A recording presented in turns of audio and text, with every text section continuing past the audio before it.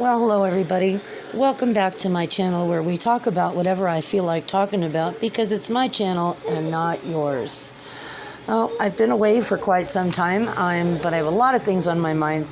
And I did see a news article come out today about scientists are first time ever, this is the first time ever, that they are wirelessly connect to human brains to computers for the first time ever. Can you believe that?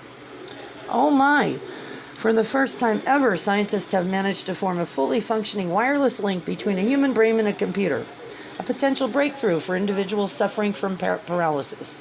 Yes, they started all of this research supposedly to regenerate spine. People can move their arms and legs by just thinking about it. There's so much information on this. I have done this particular video at least, I don't know, maybe 20 different times since I started making videos. I talk about targeted individuals, how people can be affected through frequency. This is something particular. This is a V2K device where the military can actually talk to their soldiers back and forth without a headset or anything. It's just a vibration into the skull or jawbone. And this has been around, this article is from May of 2005. Now, we're at least 50 years, I don't know, I'd say we're 100 years behind at this point. Military use of mind control weapons. For years, rumors have persisted that the United States Department of Defense has engaged in research and development of ultra-sophisticated mind-altering technology. Confirmation came to me recently in the form of a 2 News Bureau Ltd. Wire Service Bulletin.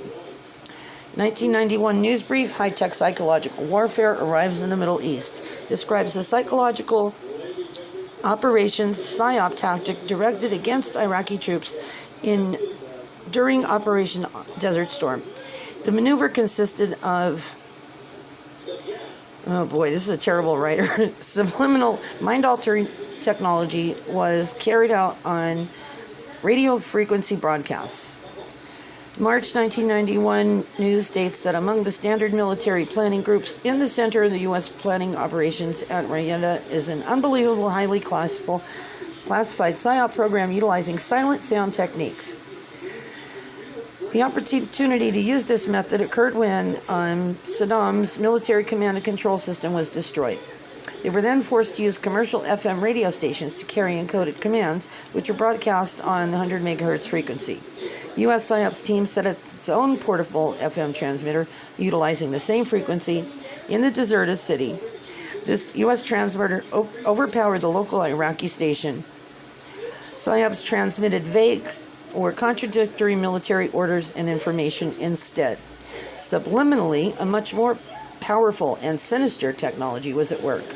A sophisticated electronic system to speak directly to the listener, to alter and entrain his brainwaves, to manipulate his brain's EEG patterns, and artificially implant negative emotional states, feelings of anxiety, despair, and hopelessness.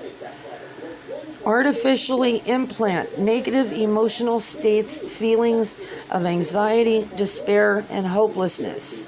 This subliminal system does tell a person to feel an emotion, it makes them feel it. It implants that emotion in their minds.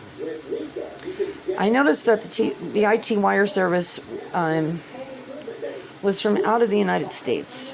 Readers of Resonance may recall that in the electromagnetic weapons timeline, in issue number 29, reference to the documentary video Waco, The Big Lie Continues, which contained video footage of 3 EM weapons.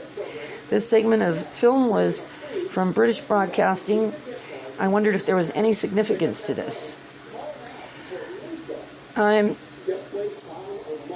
I've said this even through the writing. This has been being used for years and years and years.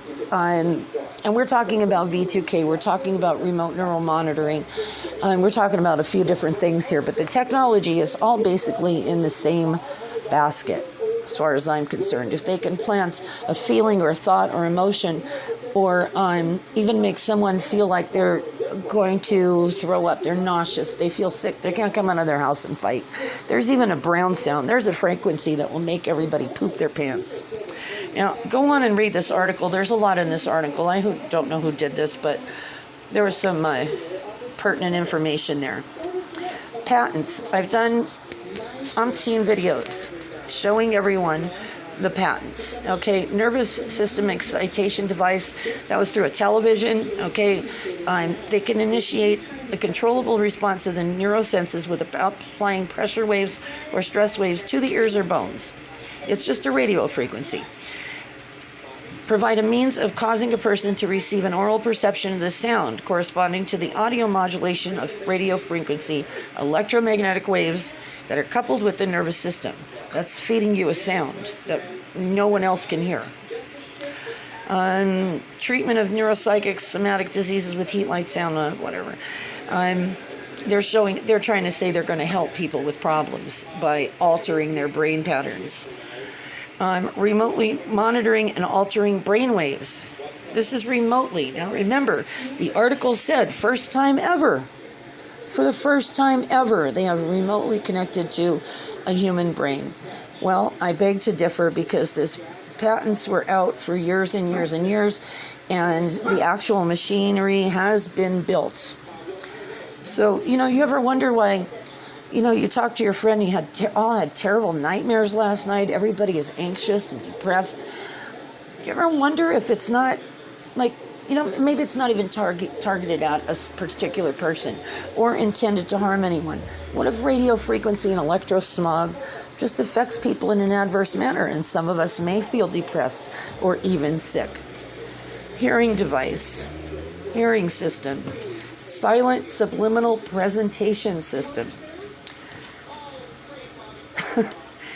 A silent communication system in which non-aural carriers in the very low or very high audio frequency range or in the adjacent ultrasonic frequency spectrum are amplitude or frequency modulated with the desired intelligence and propagated acoustically or vibrationally for inducement into the brain. Crazy. Method of inducing mental, emotional, and physical states of consciousness, including specific mental activity in human beings. And remember, this is all remote. Method and associated apparatus remotely determining information as to a person's emotional state. So do we think that our phones are listening to us and we see an ad for something? Be honest with yourself. Have you ever just thought about, I need to go and buy some dog food, or I need to get my dog groomed? And the next thing you know, you're seeing ads for trimmers. And I believe me, I'm here with my dogs. I don't tell them what I'm going to shop for, and I'm not just talking to myself out loud. And I just be thinking about something, and there's an ad. Kids, that's what the data mining is about. That's why they want to monitor everyone. That's why they want all of us to be connected to the Internet of Things. We are already connected. We're all talking about things that we might happen to us in the future, that they might be able to read our minds and control our thoughts and control our emotions. It's already been done. And all of those people who say that they're targeted and have been laughed at, I would like you to take another look. Now, there is a website. It's called stopthecrime.net. This is a matter that has been brought in front of the United Nations. Now, the United Nations, I don't think are going to want to do much about it because, we are a one world order. That's not going to happen. I've done many videos about this particular thing too. Now they said today that they connected remotely to a person's brain. I just showed you patents where they can read your emotions and your state of mind. Let's look at this. Computers can see people's dreams. The computer can predict what you're dreaming based on brainwave activity.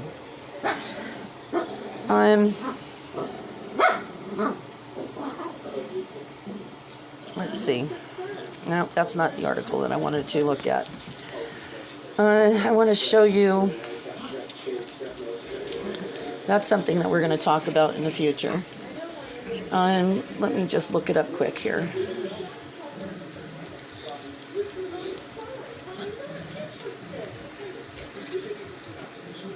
Let's see. Computer can see what you see. Computer can can read your brain and create an image on a screen that they can watch. And through that, I'm just getting into these articles here, they can record the dreams and play them back to you. Scientists learn how to record your dreams and play them back to you. The machinery is there to do this. They can, imagine that. I would love to see my dreams played back to me. Or maybe not. Who knows what goes on in our crazy brains while we're sleeping.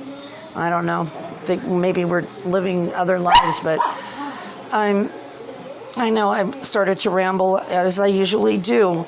But kids, just go back through this video and take a look at some of these articles and get ready. Okay, put your helmet on, strap in, because if you don't know about this yet and you're just finding out, it might be a little bit scary.